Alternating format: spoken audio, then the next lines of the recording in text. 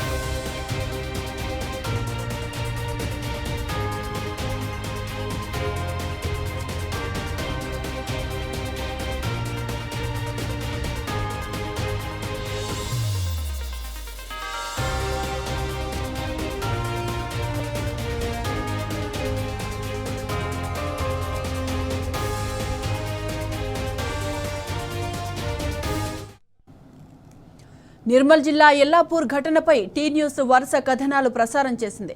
Revenue సదస్సుకు వచ్చిన రైతు పట్ల ఏఎస్ఐ రామచందర్ అనుచితంగా ప్రవర్తించాడు. బలవంతంగా బయటికి ఈడ్చుకొచ్చాడు. ఏఎస్ఐ రామచందర్ తీరును టీ న్యూస్ ప్రపంచానికి చూపించింది. దాంతో ఏఎస్ఐపై కలెక్టర్ అభిలాష అభినవ్ ఆగ్రహం వ్యక్తం చేశారు. రామచందర్ తీరుపై రేవంత్ సర్కారు ఇంటా బయట తీవ్ర విమర్శలను ఎదుర్కొంది. దాంతో దిద్దుబాటు చర్యలు చేపట్టక తప్పని పరిస్థితి నెలకొంది. ఓవైపు టీ న్యూస్ కథనాలు, మరోవైపు సోషల్ మీడియాలో నెటిజన్స్ ట్రోల్స్ చేశారు. ఆ క్రమంలో రామచంద్రపై క్రమశిక్షణ చర్యలు తీసుకుంది. అతన్ని విధుల నుంచి తప్పిస్తున్నామని నిర్మల్ ఎస్పీ జానకి షర్మిల ప్రకటన చేశారు. మరోవైపు ఏఎస్ఐ రామచందర్ తీరును మాజీ మంత్రి హరీష్ రావు ఖండించారు.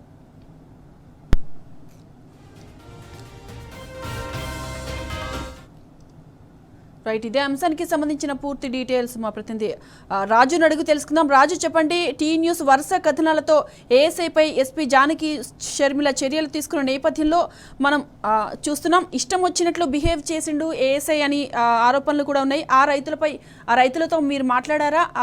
ఎలాంటి యాక్షన్ తీసుకున్నారు? అప్డేట్స్ ఏంటి రాజు? మాధవి, నిర్మల్ జిల్లా ఈ ఖానాపూర్ మండలం పాత ఎల్లాపూర్లో ఈ వృద్ధ రైతుపై ఏఎస్ఐ దాడి చేయడం, దౌర్జన్యం చేయడము అట్లా రాష్ట్ర వ్యాప్తంగా కూడా చర్చనీయంగా మారడంతో పాటు సోషల్ మీడియాలో తీవ్రంగా ప్రజల నుంచి ఆగ్రహం వ్యక్తం చేయడం జరిగింది. అయితే ఈ టీ న్యూస్ లో వచ్చిన వరుస కథనాలకు వెంటనే స్పందించిన ప్రభుత్వం వెంటనే విచారణకు ఆదేశించింది.